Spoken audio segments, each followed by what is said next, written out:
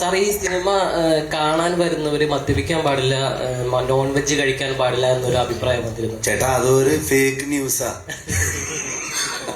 அவனோ ஒருத்த போட்டது சோசியல் மீடியால அதை பத்தி நேஷனல் வைட் டிஸ்கஷன் போயிட்டு இருக்கு. அது எதுக்கு போட்டேன்னு தெரியல. அவனுக்கு யாரோ கேட்டாங்க டீம்ல, யாரா நீ என்னன்னு. அவன் ஒரு தனியா காந்தார பருவன்னு ஒரு பேஜ் போட்டு அதுல ஒரு டிசைனு என்ன காந்தார டிசைனு போட்டு வச்சிருக்கான் வந்து. அதுல இப்படி எப்படின்னு சொல்லிட்டு இருக்கான் வந்து. அது எங்களுக்கு சம்பந்தமே இல்லை. இது நாங்க அதுக்கப்புறம் யாரு இவன் என்ன பண்றான்னு அது வச்சுக்கிட்டு நிறைய பேர் மீட்டர் ஓட்டிட்டு இருக்காங்க எங்க சோசியல் மீடியால. அது சும்மா ஃபேக் நியூஸ். அப்படி யார் சொல்லுவாங்க? எப்பவுமே வந்து ஒரு மனுஷனுடைய அவனுடைய ஹேபிட் ஆகட்டும், அவனுடைய ஃபுட் ஆகட்டும், அவனுடைய லைஃப் ஸ்டைல் ஆகட்டும், அது வந்து யாருக்குமே கொஸ்டின் பண்ற இது கிடையாது, அதிகாரம் இல்லை அங்கே. Everybody has their own choices. நாங்க யார் அதை கொஸ்டின் பண்றது? நீங்க இப்படி பண்ணதான் அப்படின்னு யாரு? நாங்க படத்துல எல்லா எலிமெண்ட்ஸும் காமிக்கிறோம். ஒரு கடவுளை பத்தி எப்படி இருக்கோ அதுவும் நம்ம காமிக்கிறோம். ஒரு ட்ரைபல், ஒரு நேச்சர் வர்ஷிப்பிங் அது வந்து காமிக்கிறோம். பேசிக்கலி நாங்க வந்து இங்கே பயாஸ்டா வந்து ஏதோ இப்படி அப்படின்னு சொல்றதுக்கு வரல. ஃபிலிம் ஒரு ரைட்டர்ஸ், ஸ்டோரி டெல்லர்ஸ் ஆகிட்டு நாம எப்பவுமே அதை பயாஸ்டாக கூடாது. நாங்க என்ன இருக்கு அது காமிக்கணும். ஸோ அந்த பர்ஸ்பெக்டிவ் உங்களுக்கு தான், நீங்க தான் சொல்லணும். அதுல என்ன நல்லது என்ன கெட்டது அது நீங்க சொல்லணும். ஸோ நான் எப்பவுமே அது வந்து இப்படி இருந்தா அப்படின்னு நான் எப்பவுமே அது வந்து ஒத்திக்கவே மாட்டேன். அது ஒரு ஃபேக் நியூஸ். സാർ അപ്പോൾ 2022 സെപ്റ്റംബറിലാണ് കാന്താര ഫസ്റ്റ് റിലീസാണ്. ഇപ്പം 3 വർഷമായി. ഈ പേഴ്സണലി, മെന്റലി, ഫിസിക്കലി എത്രത്തോളം അറ്റാച്ച്ഡാ കാന്താരയായിട്ട്?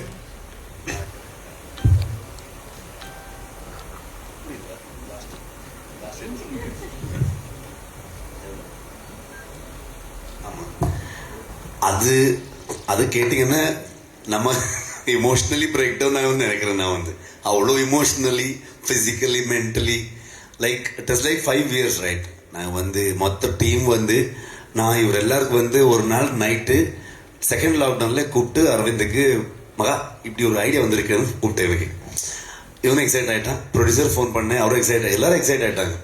அங்கே ஃபோன்லேயே ஆல்மோஸ்ட் ½ hour பேசணும், அர்த்த கண்டே முதல்ல மகா. ஸோ டிஸ்கஸ் பண்ணி அங்கேயே நான் இமீடியட்லி ஒரு வீடியோ கால் பண்ணிட்டு ஒரு லொக்கேஷன் போனேன். அது ஃபர்ஸ்ட் பார்ட்ல அந்த ட்ரீ ஃபாலிங் இடம். இதை பாரு, இந்த இடத்துல இப்படி இப்படி இப்படின்னு எக்ஸ்பிளைன் பண்ணிட்டே இருக்கேன். அன்னைக்கு வந்து எக்ஸைட் ஆனது மொத்தம் 5 years போச்சு அதுக்கு. ஸோ எல்லாருக்குமே, நாட் ஓன்லி மீ, எல்லாருக்குமே வந்து மொத்த ஃபேமிலியோட இப்போ எனக்கு என்னுடைய பசங்களை வந்து ஸ்கூலுக்கு போக ஸ்டார்ட் பண்ணிட்டாங்க. அந்த காந்தார்கள்லேருந்து அங்கேயே பிறந்து அங்கேயே ஸ்கூல் ஸ்டார்ட் ஆகி அந்த மாதிரி ஒரு ஜர்னி யாருமே பார்க்க முடியல. இந்த ஹோல் வேர்ல்டுக்கு வந்து நம்ம டிஸ்கனெக்டடாக கம்ப்ளீட்லி அந்த காந்தார வேர்ல்டுக்குள்ளே, ஃபாரஸ்ட்டுக்குள்ளே.